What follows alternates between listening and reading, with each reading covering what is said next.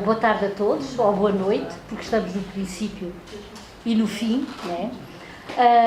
Obrigada pela vossa colaboração e obrigado sobretudo aqui ao professor Dr. José Maria Carvalho Freira, também, por ter vindo aqui à Benedita, estar connosco, a falar-nos da sua história de vida.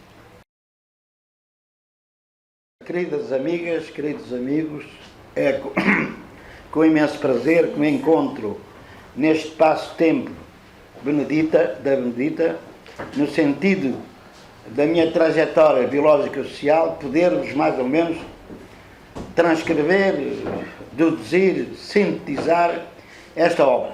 Esta obra, evidentemente, tem um conteúdo normativo em termos de discurso, que eu não vou repetir aqui, pelo contrário, que aquilo que me vai aqui elaborar é algo que é informal e é espontâneo e é necessariamente emocional. E, portanto, o intelecto funciona, mas não na totalidade, no sentido de uma racionalidade extrema. Esta obra, portanto, eu vou fazer uma espécie de viagem da minha vida a partir de 10 capítulos. E o primeiro capítulo subordina-se à minha vida cotidiana no contexto de uma família pobre, uma família camponesa pobre. O que é que ocorre? Eu nasci em 1945, em 25 de novembro. Meu pai chamava-se António Ferreira, tinha a terceira classe. A minha mãe chamava-se Maria da Conceição e era analfabeta. É evidentemente que a família constituiu-se com 7 elementos, 4 mulheres e 3 homens, entre os quais uma que me precedeu em 1939, nasceu em 1939, chamava-se Luísa, morreu com 5 dias de vida. Bem, o que importa aqui salientar é que era uma economia doméstica de alta subsistência que obrigava a uma certa divisão do trabalho, sexual do trabalho, onde a minha mãe ficava confinada ao trabalho doméstico, portanto, lavar a roupa, fazer a comida, etc, etc, e o meu pai, mais ou menos, ficava tinha a terceira classe, com alguns conhecimentos, onde o meu pai dirigia essa economia, ele ficava em casa, era sapateiro, e, portanto, tinha uma economia de alta subsistência, baseada no vinho e, em certa medida, em cereais como o trigo, mas o vinho era fundamental.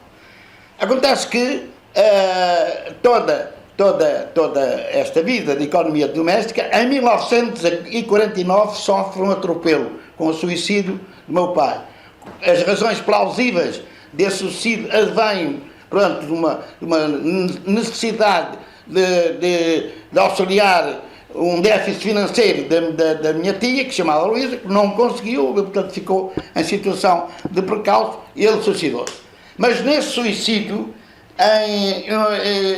cujo funeral ocorreu em 1 de agosto de 1949, eu tenho uma lembrança singular daquilo que era, na altura tinha 3 anos, ainda não tinha 4 anos, de que um aparato, uma espécie, eu não digo circo, mas um aparato espalhafatoso, com os choros, com o número de pessoas a colher atrás de uma carreta puxada a macho, e eu lembro-me que nesse aspecto havia uma indiferença, uma incompreensão de pormenores hoje muito importantes da civilização judaico-cristã, que é a dicotomia bem-mal, a morte, vida, por aí fora. Bem, eu li, pronto, tanto que a minha passividade de não choro, a minha situação de não alarme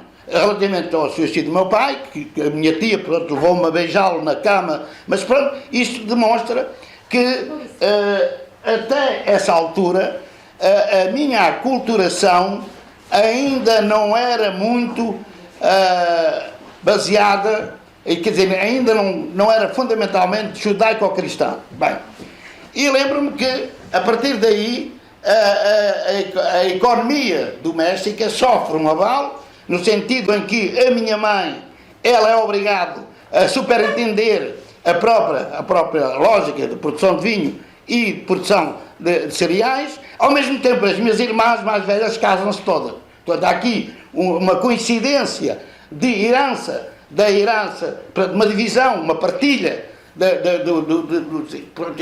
que antigamente tinha 8 hectares, passou a 4 hectares de possibilidade de produção. Ora, há aqui uma necessidade que é uma realidade que leva a minha mãe a ter que trabalhar como trabalhadora assalariada. Nós também, que era na região, no distrito de Lisboa, no caso, Concelho de Alenquer, Freguesia de Meca, portanto, não é muito longe daqui, da zona da Benedita, que é facto é que essa situação de assalariamento leva a que a possibilidade de sobrevivência, de reprodução da economia doméstica tivesse outros alicerces, na qual eu também comecei a participar. Não obstante ter começado a ir para a escola primária em Canados com 8 anos de idade, já com 8 anos quase de idade, eu tinha que ajudar os meus irmãos, ou um irmão que estava atualmente a trabalhar na terra da minha mãe, quer dizer, ou seja, da minha família. A partir daí, quer dizer, há uma relação logo de causa e efeito de estudar, trabalhar e, portanto, de ter uma aprendizagem histórica, não só baseada num estudo, mas também baseada no trabalho. A partir de eu acabo, em 1957 acabo a instrução primária, entrei em 53, acabo em 57, fiz o exame à admissão, na altura, no tempo de Salazar, isso era muito importante, o exame de admissão, e, ao mesmo tempo, eu logo começo a trabalhar como assalariado num homem que se chamava João Semana, a dar água sulfate, a cavar vinha, enfim, outras coisas mais. Tive, portanto, nem um ano como assalariado em trabalho agrícola e depois passo a trabalhar nas pedreiras. Uma pedreira que se chamava Fernando Miséria e depois, mais tarde, ainda trabalhei noutra empresa que é a Manuel Dantana, portanto, tudo em obras ditas como tem aqui com certeza, próximo, que é as pedreiras, que é importante, e depois vou começar a trabalhar num café na Labujeira, café como garçom, como criado, mas nessa altura eu tinha 12, 13 anos, e nessa altura aconteceu um percalço, um acontecimento dito e inaudito, negativo, como trabalhador de café.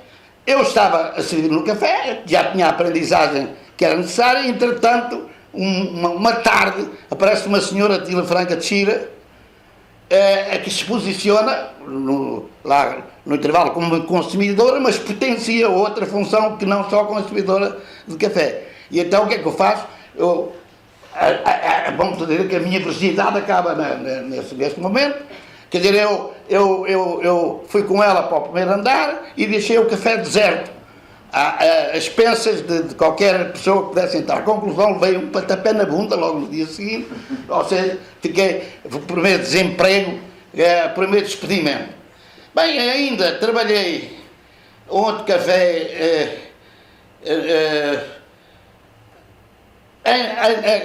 no Passa-Fome, na Pontinha, mas isso já na zona de Lisboa.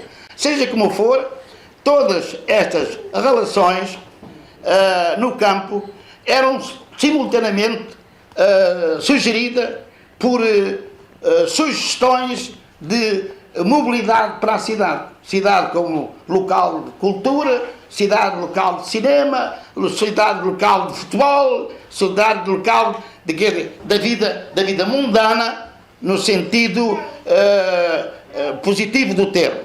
Então, a partir daí, digamos que há aqui uma realidade que me leva a sair do campo para a cidade. São relações interativas, relações de mobilidade clássicas que sempre existiram e ainda existem. Bem, eu, quando vou para a cidade, e sou levado a estar com um irmão meu que me leva a entrar em determinadas profissões, entre os quais eu estive num café, na Uia do Príncipe, estive noutro café também, na Passa-Fome, junto ali à Pontinha, e depois tive uma delegaria, e tudo isto, sem exceção, tinha uma lamentação no meu comportamento, nos meus anseios.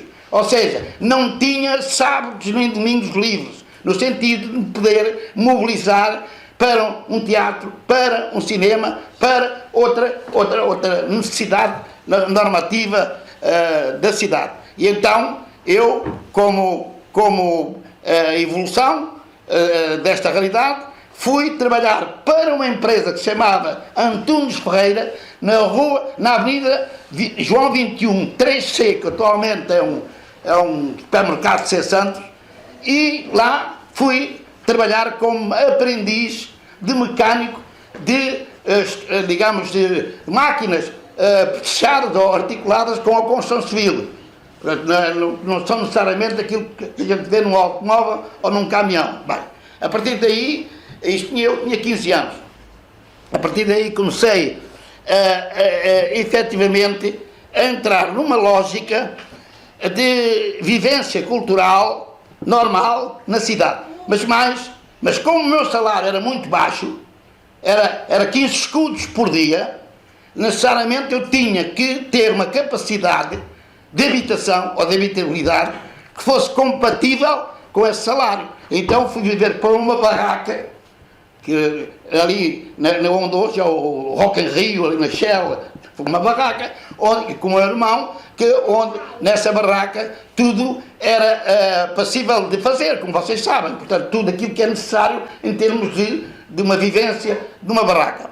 Pronto, com inexistência de água, inexistência de eletricidade, inexistência de salubridade e por aí fora. Bem, seja como for, a um dado momento, eu vivi esta realidade de trabalho e esta realidade habitacional, mas o meu irmão tinha um vício grave, gostava muito de gastar o dinheiro em vinho e em prostitutas. Conclusão, todo o dinheiro que eu gastava, que eu ganhava, era para ele. E então um dia retirei o dinheiro que era necessário para mim, autonomizei-me com a autorização de outras pessoas do Antunes Ferreira, que tinham uma barraca na Travessa do Calado, número 22. Portanto, aí ganhei, pela primeira vez na vida, fiquei, quando tinha 17 anos, fiquei em autonomia absoluta, no sentido de fazer aquilo que eu queria, de cometer os atropelos que eu queria, de ganhar o dinheiro que eu queria, enfim, que eu podia, não é só queria, e que podia, em certa medida, tentar levar a melhorar. Bem, e na Travessa do Calado há outra realidade que me acompanhou e que me levou a essa necessidade, em certa medida, que é intelectual, que é psíquica, que é física. Eu, a partir dos 14 anos, não cresci mais. E, a partir o que acontece é que naquilo que relação homem-mulher, o modelo de gostar, não gostar, o modelo do amar, não amar, é bonito, não é bonito, é feio, não é feio, tem aquilo que é a bitola valorativa de relação ou para ter relações ou para casar, evidentemente, então, se eu não consigo pelo físico, vou pelo intelecto. Então vou pelo estudo. E é aí que a potência do estudo começa. Começa à noite, na Escola Industrial Afonso Domingos, e partindo do primeiro e segundo ano, Nuno Gonçalves, ali lá para baixo, para a Penha de França. E Afonso Domingos está neste momento, já não existe, está completamente ligada para a história, ou desligada da história, da existência. Bem, eu aí faço até o quarto ano industrial, mas eu queria era ser médico. A potência era ser médico, não somente que era uma profissão com mais status, com mais prestígio, mas sobretudo acariciava os corpos, e sobretudo as mulheres e coisas, enfim. E eu fui, a partir daí, fui para o Liceu Charles Lepierre, francês, lá Charles Lepierre, e que é um liceu noturno que se faz em 3 ciclos, primeiro ciclo, segundo ciclo e terceiro ciclo.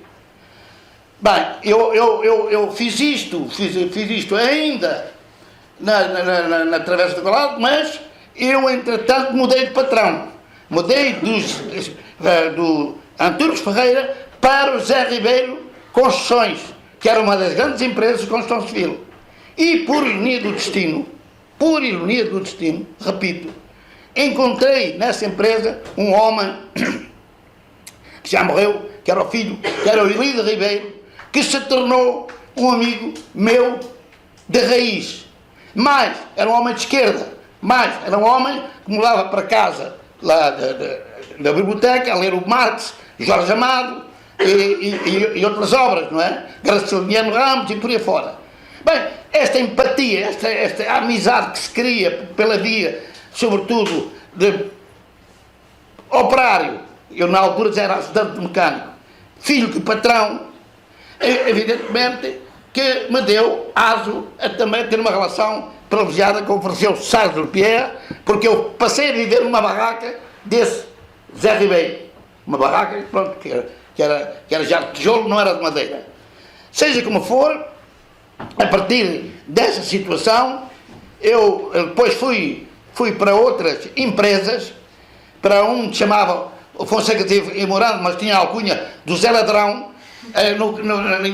no Campo Livre, porque era eles que reparavam as máquinas não é máquinas, que já estou aqui a introduzir elementos de perturbação mental,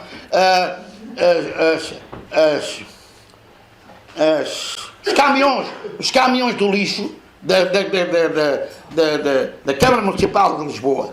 E então, há aqui um jogo, ainda trabalhei em outras empresas mecânicas, na MEC e companhia, mas seja como for, há aqui um jogo que eu ia sempre para o aumento de salário. Eu queria sempre aumento de salário. E era isso que me fomentava a minha lógica de passar de empresa para empresa. Bem, mas em Campo Livre, é o meu bairro de eleição, em Lisboa, é o meu bairro onde eu crio raízes ideológicas, políticas, de amizade, com alguma consistência. Eu, em Campo Livre, durante esse período, e já estando o Charles de Pierre, eu faço parte da CDE, ou entro como delegado da CDE, que é a Comissão Democrática Eleitoral, que participou nas eleições em 1969, já no tempo do Marcelo Caetano, e portanto, no sentido de uma dita abertura liberal, mas que não era abertura, mas participei. E nessa situação de delegado de Campo Livre, na CDE, da CDE, que tinha a sua sede no Campo Pequeno, eu tive a oportunidade de conhecer gente muito positiva, muito porreira. Desde o Francisco Pereira de Moura, Jorge Sampaio, Souto Maior Cardia, enfim, toda uma série de pessoas. Mas eu, em certa medida, em Campo Livre, eu era a testa de ferro do Partido Comunista, no sentido em que a maior parte dos militantes do Partido Comunista não saíam para a rua, porque estavam clandestinos. E então eu é que fazia a propaganda, eu dava a dizer com coisas inimagináveis, mas não interessa. Agora aqui focar, o que é facto é que uma das coisas que me interessou discutir era o comunismo. Neste grupo, e dentro, sabendo eu que havia muito membros do Partido Comunista. Não é o momento, isto agora não é o momento, mas agora é a democracia.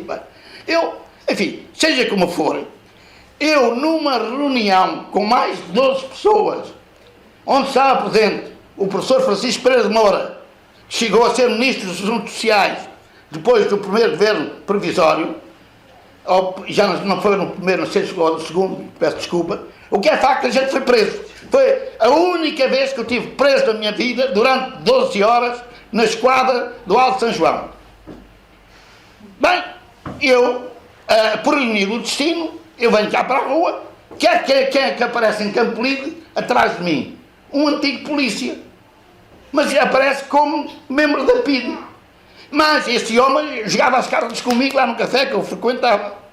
Muita gente. Mas ele diz-me isto: meu caro, você abriu aqui uma ferida, se você continua a deixá-la sangrar, você não tem solução. E eu digo, estou lixado. Bem, eu cá para mim, na minha autonomia, eu diria, ideológica e revolucionária, tenho que vir embora. e comecei a idealizar a minha ida para Cumba. Portanto, aqui vai a situação que eu vou focar, em que este Elídio Ribeiro ajudou-me, mas eu, primeiramente, falei com o Adriano Carvalho, que era jornalista do jornal O Século.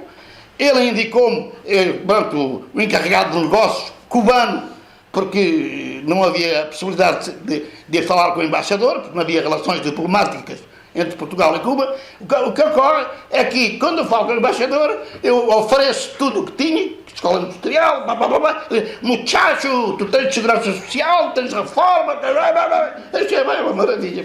Mas, disse, tens que elaborar uma declaração de revolucionário com 4 fotografias.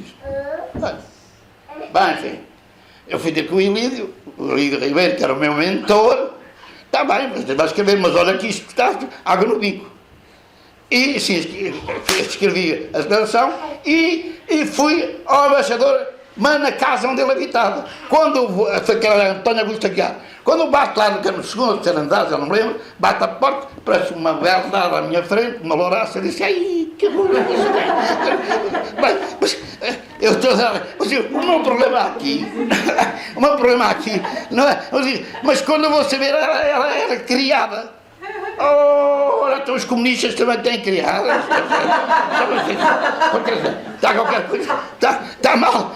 Mas enfim, seja como for, eu deixei a declaração e ainda hoje estou para saber, porque quer com o encarregado no local onde ele tinha os negócios, quer na sua morada, não me deram lição, indicação nenhuma, orientação nenhuma, como é que eu ia para Cuba. Isto é, quer dizer, é na minha ingenuidade, é na minha vontade de construir o comunismo no mundo. Aliás, eu dizia lá, sou contra o fascismo, estou falando do comunismo nesta declaração.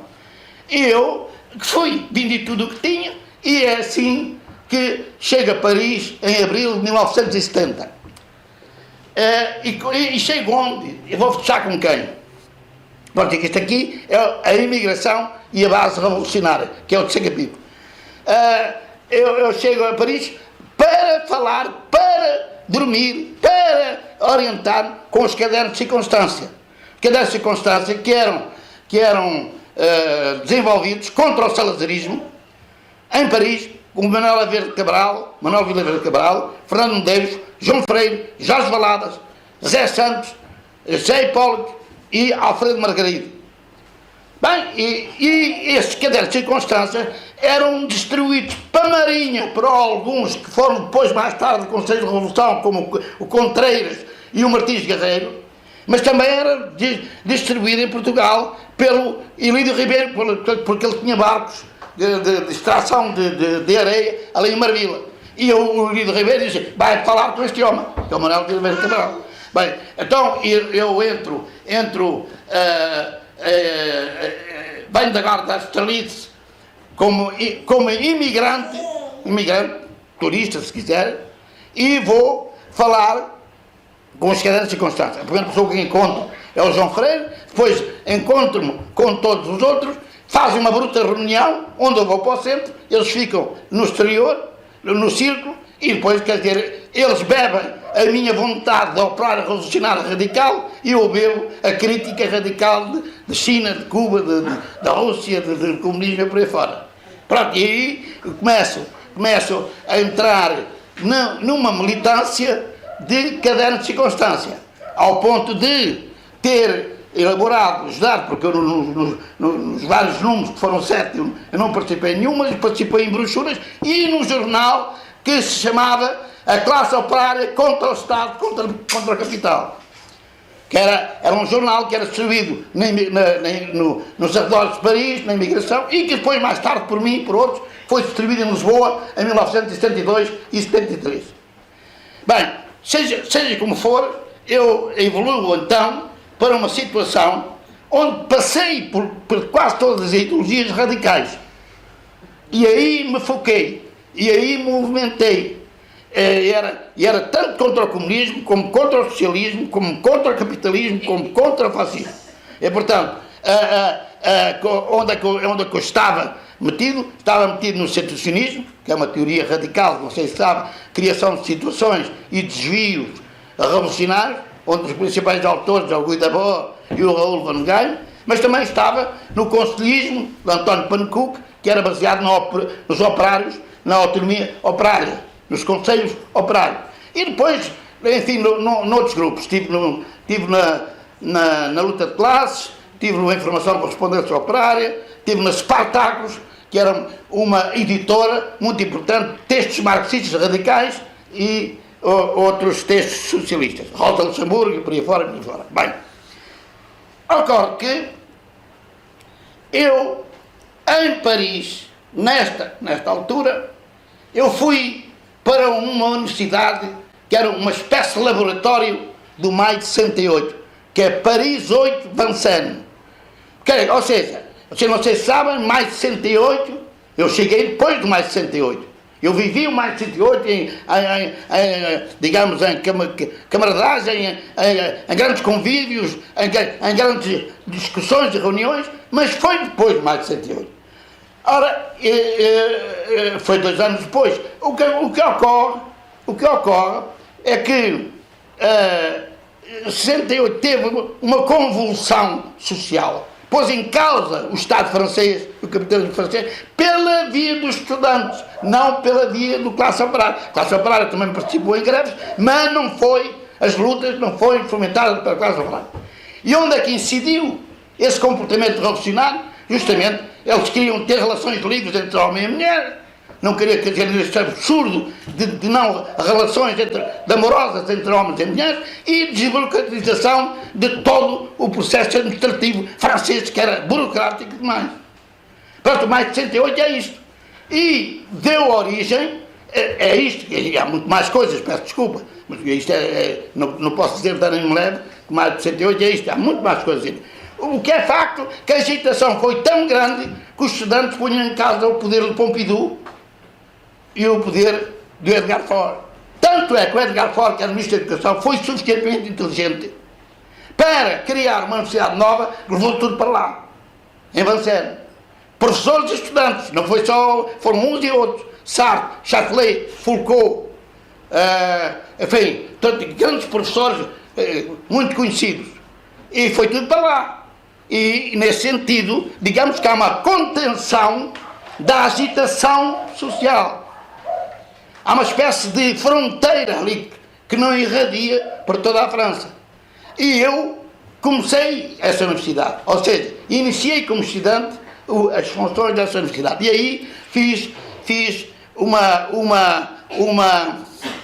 digamos, uma licenciatura em Economia Política, que depois mais tarde vou dizer a validade que teve para o 25 de Abril para mim.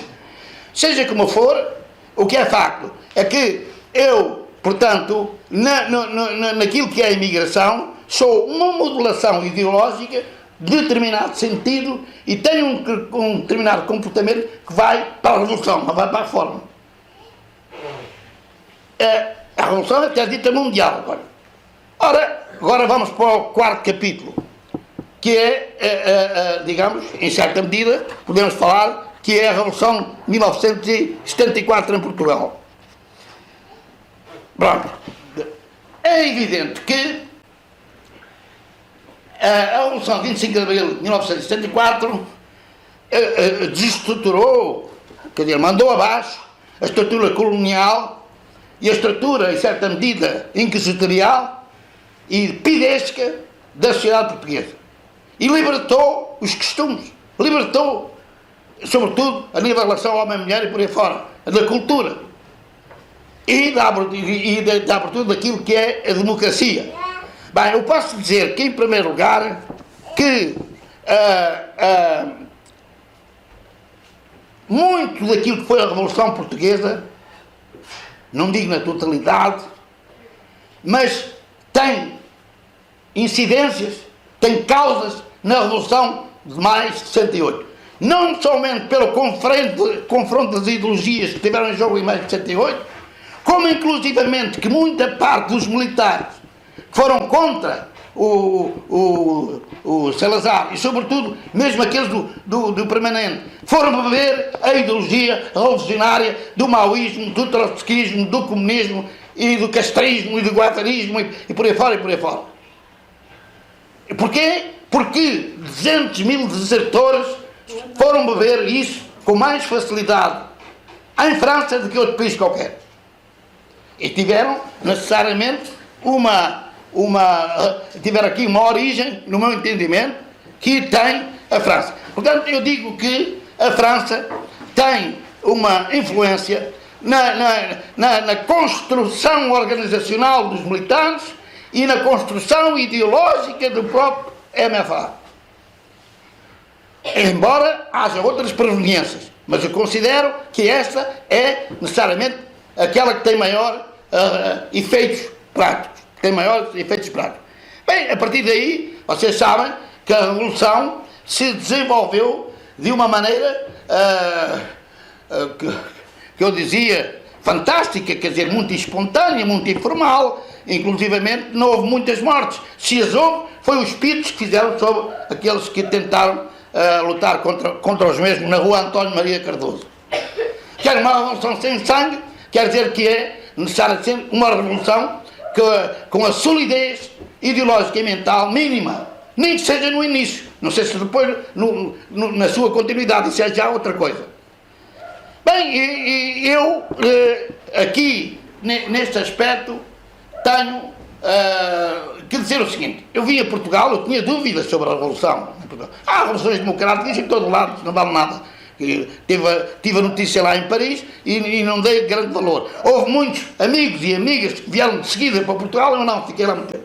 Mas na primeira vez que eu vi, em julho, em 74, e depois em 75, eu conheci uma empresa que se chamava Sogantal, que era ali Samô, era no Montijo, era de mulheres, 48 mulheres. Foi o único sítio de autogestão onde as próprias operárias tomaram em mãos o trabalho, a organização da própria venda, mais rotatividade de trabalho e salários iguais. Bem, isto em certa medida levou-me a estar com elas na venda, a estar com elas em algumas Assembleias Gerais e a estar com elas, quer dizer, sobretudo na venda dos fatos de treino, que na altura se vendiam muito bem na TAP, porque os operários da TAP ganhavam mais que os outros operários e podiam comprar. Bem, eu aí começo a ver que na cidade que afinal que havia coisas muito positivas em Portugal. Realmente houve várias coisas em Portugal que foram muito positivas, mas entretanto, como vocês sabem, com o evoluir das coisas, com o 25 de novembro, fora, tudo aquilo que tinha tido no início foi esmorecendo e agora está onde está.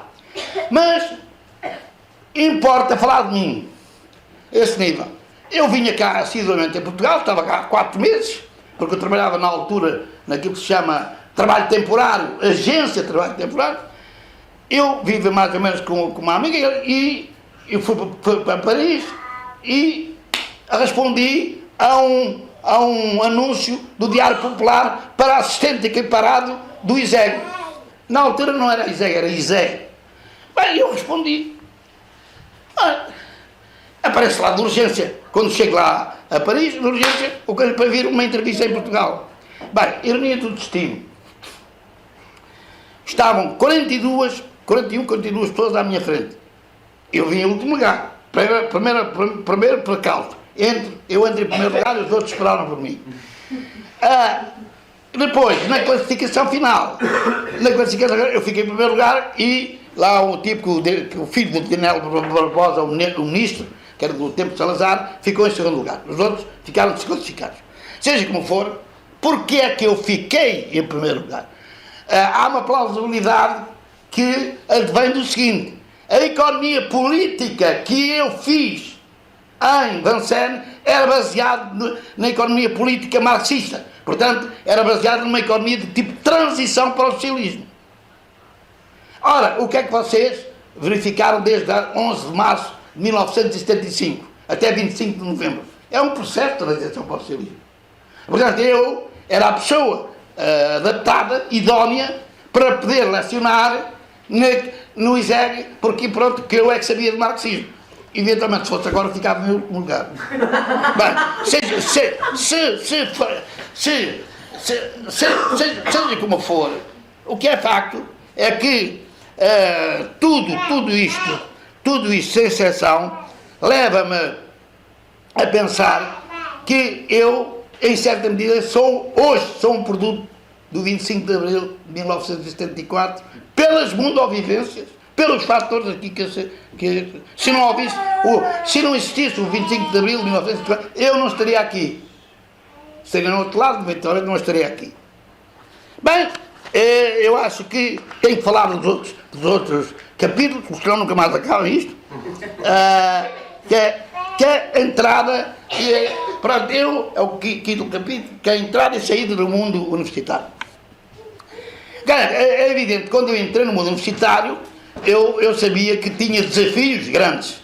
Por exemplo, a competição entre colegas, os modelos, os paradigmas científicos que eram utilizados, se na altura era mais ou menos parecido com os marxistas, a partir de um certo momento deixaram de ser.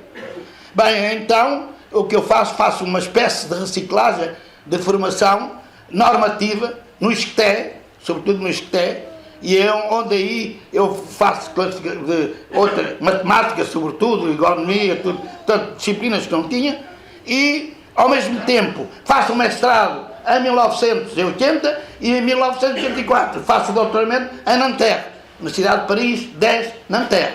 Bem, ou seja, com esta evolução, com este percurso, entre aspas, científico, eu estava capacitado profissionalmente para ser professor doutorado e para ser professor doutorado na sociologia, não na economia, não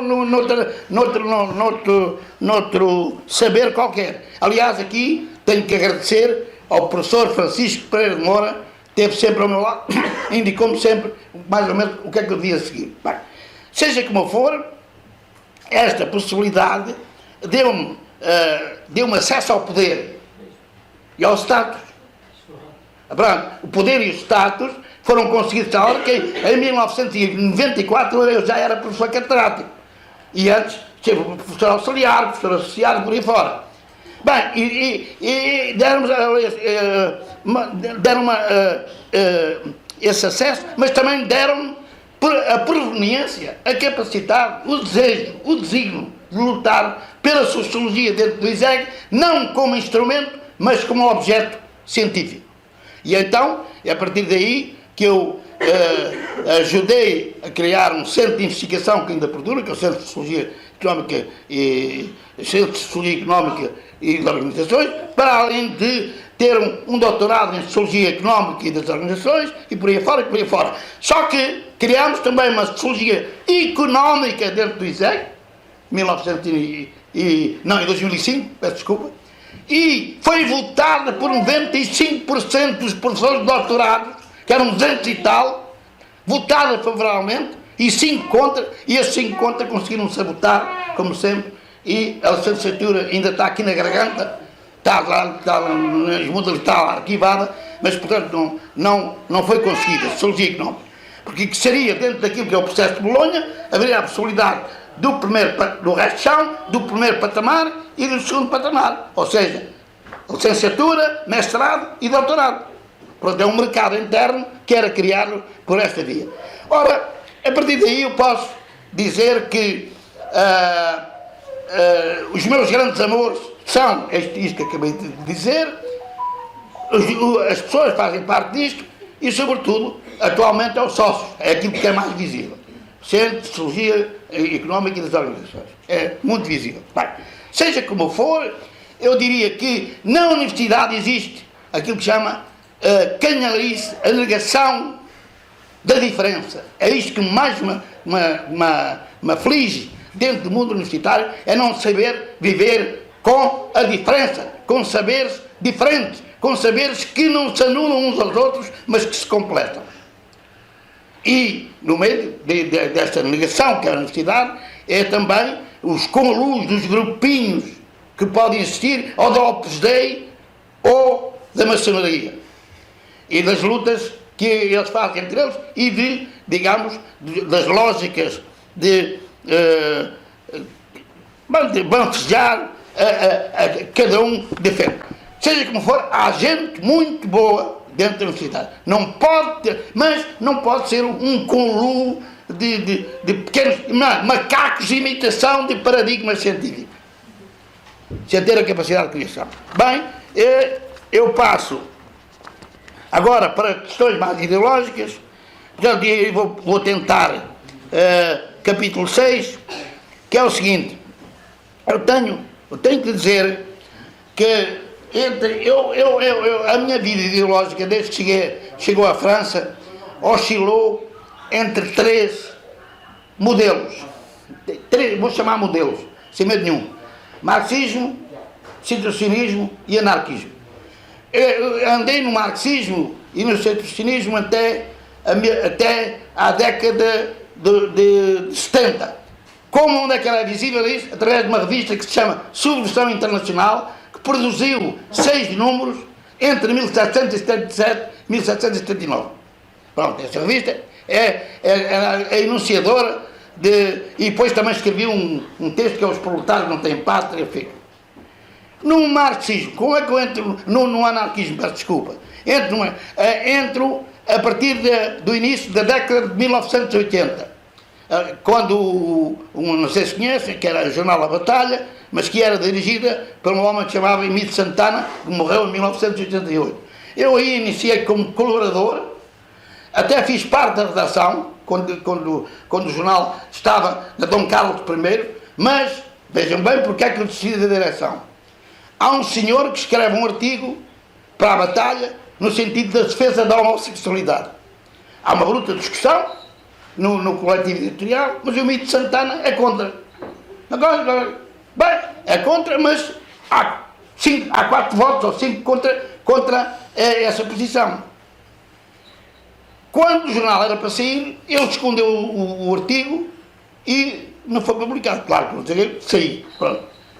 A minha relação com A Batalha foi uma relação, neste sentido, de alguma amizade, mas também de alguma negação com a censura que era feita relativamente a determinados temas. O Emílio Santana morre em outubro de 1988. Vem ter comigo para eu assumir a direção. Bem, eu assumi a direção do Jornal da Batalha, com base em determinadas prerrogativas ou exigências. Por exemplo, antes era sindicalista revolucionário no cabeçalho, ou era, sindicalista só, e dizia, tem que ver jornal de expressão anarquista, ponto final. E eu escolhi a redação, e por aí fora, fez-se um jornal graficamente diferente, com temas completamente diferentes, atuais, sem ser baseados nos temas claros. Ocorre que, depois de 6 números, há dois artigos que foram censurados pela administração. A administração não tinha nada que pôr no nariz. Eu pus um jornal lá dentro da casa onde estava a administração, na rua Marquês de Ponte de Lima, e eles fecharam o jornal, não me deixaram que eu levasse o jornal à tipografia que era na Cruz Quebrada. Conclusão, eu exaltei-me, porque dei um pontapé na coisa, acabou. Demiti-me, saí da batalha. Depois, ainda colaborei na Ideia, na revista Ideia, e mais tarde ajudei a construir uma revista que se chama Utopia, tem aqui alguns números, e que tem 30 números, e portanto, onde aí tudo, mais ou menos, era desenvolvido segundo uma diversidade de opiniões, onde havia anarconaturistas, anarco-individualistas, anarco-comunistas, enfim, por aí fora. Portanto, mas só que esta revista, pese embora a sua diversidade teórica e ideológica e a sua positividade na capacidade de descodificar as linguagens de conflitualidade atuais, só que é facto, eu próprio senti que, pela via das tecnologias de informação e de comunicação, ou seja, a passagem de linguagens verbais reais para mensagens verbais, eu diria, neste caso, eu não digo online, mas virtuais mesmo, é evidente que há aqui as formas de codificar e descodificar as linguagens de qualquer fenómeno que são substancialmente diferentes. E o acesso à informação, ao conhecimento, é completamente diferente do que aquele que é de presença física. Bem, há perda de leitores, há perda disto, perda daquilo, e nós fizemos o último número, em 2012, na qual explicamos o fim da revista anarquista. Bem, nós tínhamos também a relação direta com a revista Utopia, uma associação cultural à vida, que fizemos determinadas feiras, determinados convívios, determinados acampamentos libertários. Pronto, isso já está, já não se faz mais. Agora, eu estou numa que é entre a diferença entre a anarquia e anarquismo. A concepção da anarquia não é um ismo. Portanto, a anarquia, podem chamar tudo o que quiserem, e eu vou dizer o que é que penso. O que é facto é que as pessoas pensam, interpretam, explicam, vivem a anarquia ao seu modo. Por isso são anarco-individualistas, por isso são anarco-sindicalistas, por isso são anarco-comunistas, por isso são primitivistas, por isso são municipalistas. É a sensibilidade individual grupal que interpreta a anarquia a seu modo, ou vive a anarquia a seu modo. Só que a anarquia não pode, nem deve, nem nunca será um modelo. Nunca poderá ser uma modalidade de comportamento uniforme, porque no sentido, eu mando em ti, tu mandas em mim, não dá. Não há hierarquia, não há nada disso. Não há Deus. Portanto, eu considero que, nesse sentido, a anarquia, que é um caos auto-organizado, sem Deus e sem ambos. É e só poderá ser uma probabilidade não linear no espaço-tempo do cosmos ou do universo, como queira. Isto quer dizer que não há ninguém que manda, seja pai, seja mãe, seja Estado, seja patrão, seja José, seja Fonseca, seja Bandeirites. Cada pessoa é autogoverno por si só. Não precisa de ninguém acima dele. Pode até ser um autogoverno mau, pode até não saber, mas só ele é que tem a capacidade de se auto-organizar. Portanto, e de evitar a exploração, de evitar tudo o que nós podemos considerar. Agora, é evidente que isto é extremamente difícil pensar em termos teóricos. Isso é muito fácil. Mas como é que isto eventualmente, se espacializa, espacialmente, se quisermos, geograficamente, em termos de grupos, comunidades, nações, continentes? Isso é que é o grande problema. Evidentemente que é. Só que o pessoal, aquilo que é a espécie humana, tem que aprender com o passarinho e com o peixe. Não tem pátrias, não tem fronteiras, não tem ninguém acima. Pode até ser comidos na luta, não interessa. Mas o que é facto é que isto é a minha concepção última que eu tenho do anarquismo relativamente à anarquia. E não há nenhum anarquismo melhor que outro. Não há. Porque por isso é que depois se zangam e dizem que eu é que sei mais, eu é que sou mais revolucionário. Não dá. Bem, isto é a minha última realidade. E vamos então para o capítulo 8º. A expansão da minha vida no Brasil. Evidentemente, eu sou mais conhecido no Brasil do que em Portugal. Por razões várias, porque eu tive a oportunidade de estar em todas as universidades brasileiras, menos algumas, mais pequenas e mais longínquas, e por encontrar no meio de muitos brasileiros e brasileiras uma base de espontaneidade e informalidade comportamental que facilitam a amizade e o amor, que facilitam, os diálogos, facilitam a compreensão. Portanto, eu, neste sentido, considero-me que há muito sacana brasileiros.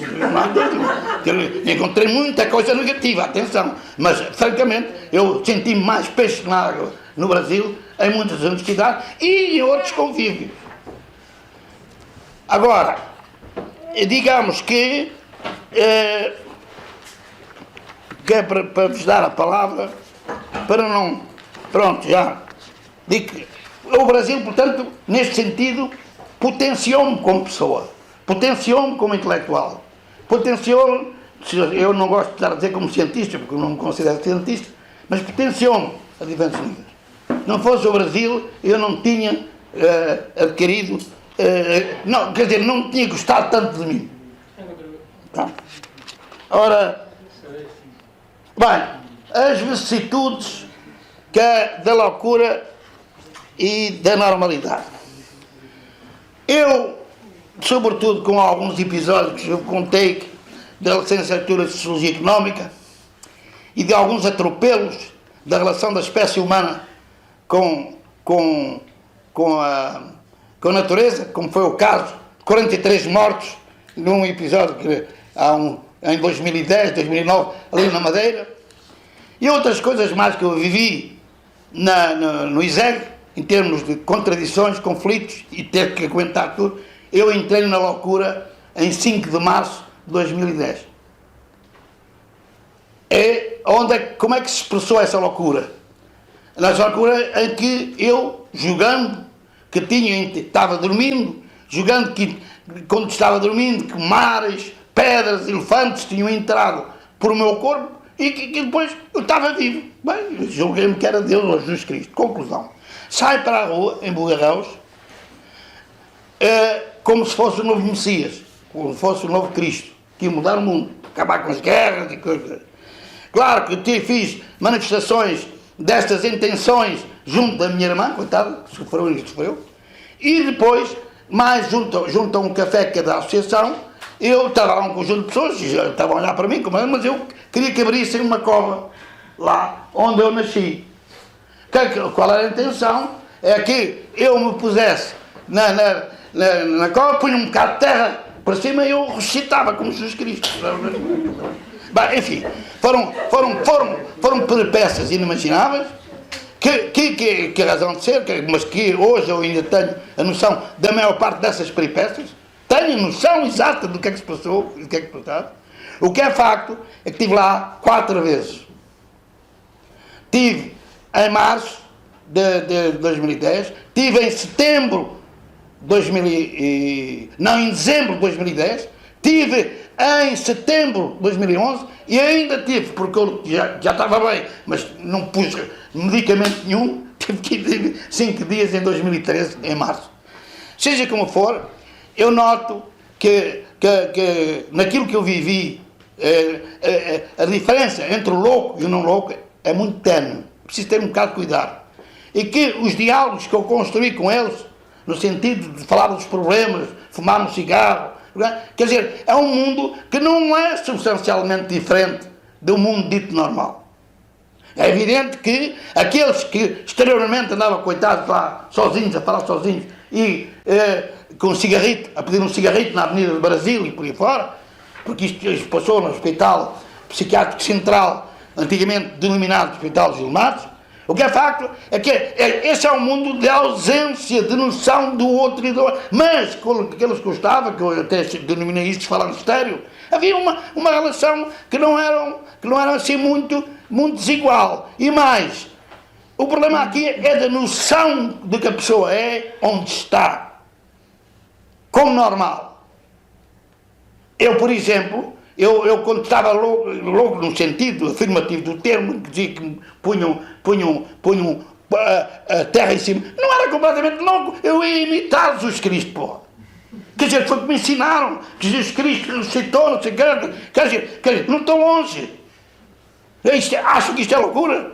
Bem, enfim, de qualquer maneira, eu estou no campo da impossibilidade dos heróis e dos mitos que criaram na civilização judaica que está. Sofri bastante, não há dúvida alguma. Tive problemas terríveis, sobretudo com as pessoas, a minha família, portanto, pessoas amigas, mas pronto, a coisa voltou à normalidade e hoje considero que a loucura me fez bem, me ajudou a compreender certos problemas que eu não tinha compreendido até então. Já passou. Agora, vamos ao último capítulo. Capítulo que é a hipótese de uma nova civilização baseada na anarquia. Bem, isto aqui é o sonho, só que é o sonho, é a utopia a escrita, não é a utopia, quer dizer, abrir um buraco para ser. Bem, eu considero que se pegar nas vicissitudes universais do que está a passar no mundo, em termos deste fenómeno que é a imigração, que é o genocídio das pessoas que são migração, se pegar nos exemplos climatéricos a nível do que se passa no mar, nos rios, nas cheias, no calor, etc, etc, eu tenho aí uma ilação que a civilização cristã judaica é predadora. Ela é mortífera. Ela só sabe matar, esfolar. Não sabe de outra maneira. E só sabe ser dicotómica. No sentido em que quer opor vida à morte, não se pode opor vida à morte. Nem se pode opor o bem ao mal. Nem se pode pôr o belo ao feio. São interdependentes essas realidades, são complementares. Não é de opor. Ora, neste sentido, eu acho que há um problema grave. Problema da espécie humana, que ela é, eu não digo, que ela própria cria o genocídio em termos de miséria, pobreza, enfim, os problemas das migrações, etc., a guerra, e por aí fora, porque não vou falar. E depois com esta coisa que essa civilização cristã tem, que é a existência de fronteiras, de pátrias, um pássaro e digamos, um animal qualquer, não tem fronteira, não tem pátria. Cara, e isto, no meu entendimento, isto é uma contradição terrível que leva àquilo que existe agora na Arménia e na história da Ucrânia, e para não falar noutros países. E depois nesta desgraça em Marrocos e na Líbia e por aí fora. Escuso de enumerar mais. Portanto, há uma contradição e conflitos entre a espécie humana a diferentes níveis que potenciam o genocídio, a morte, a agonia, o fim. A outra coisa, e isto para mim é muito mais importante talvez, que é esta história de tratar as espécies vegetais e as espécies de animais como irracionais, como se não tivessem uma racionalidade. Isto tem que acabar. Uma árvore tem uma racionalidade de criação. Um inseto tem uma racionalidade. E não importa, um animal qualquer. E, portanto, esta coisa da espécie humana transformar as outras espécies de animais e vegetais como desígnios de seu belo prazer, de consumo e de destruição, não pode ser. Não pode ser. A espécie humana tem que viver com o inseto, tem que viver com o rato, tem que viver com o animal. Faz parte. Tem a conviver. São interdependentes e complementares. Agora, é evidente que se isto não se levar as coisas no bom sentido do tempo, qualquer dia não há abelhas, por isso estou por não falar, e qualquer dia não há outras espécies de animais. É isso que me faz pensar que a anarquia pode, como solução, pode ser no sentido de abolir fronteiras, pátrias, a reconstituir os rios, os mares, as florestas, que é fundamental, e, sobretudo, destruir a maior parte das cidades que não têm mais de 45 mil habitantes. Tem o seu centro e descentraliza a cidade para o mundo inteiro, para o planeta Terra. Está muita terra. Mas destruam todas as cidades que têm mais de 45, no meu entendimento. Porque 45 mil habitantes, há uma harmonia entre o comércio, a indústria, a agricultura, o transporte e por aí fora. Mais que isso, não dá. Não dá. E, portanto, e depois, vocês sabem que querem fazer em Paris. Que a tese que eu já tenho, que é 40% das estradas têm que ser levantadas, têm que ser destruídas e por árvores. Se quiserem fazer algumas perguntas, eu estarei disponível para esse efeito, para responder.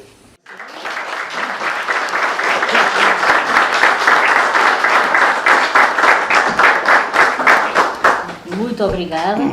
Bem, o Zé Maria teve uma comunicação assim, toda contínua, cheia de emoções e cheia de resiliência e nem precisou de beber água. Eu bebi uma garrafa à medida que ia ouvindo e que ia engolindo e pensando, bem, este homem tem uma vida e uma resiliência que a mim me surpreende. Bom, o que é que eu quero dizer com isto? Vimos que foi toda uma exposição, toda ela a gente às vezes pensa, o quê? Como? Sim? Quer dizer, põe-nos perguntas, põe-nos dúvidas, põe-nos interrogações. põe-nos rejeições, né? E dizemos, mas não pode ser. Mas sim, bom, esta consciência reflexiva e capacidade de análise e de questionar que também é muito importante nós colocarmos nas nossas vidas. E depois, esta coragem de se abrir. Esta coragem de se abrir desde de menino até passar pelo seu problema de saúde e tudo o resto. Isto é uma vida riquíssima. E todos vocês têm vidas riquíssimas. Nós muitas das vezes é que não olhamos as nossas vidas com esta vontade, com esta capacidade e com este desprendimento, porque no fundo também é esta coragem. Esta coragem de contar tudo e dizer tudo. Isto é libertador.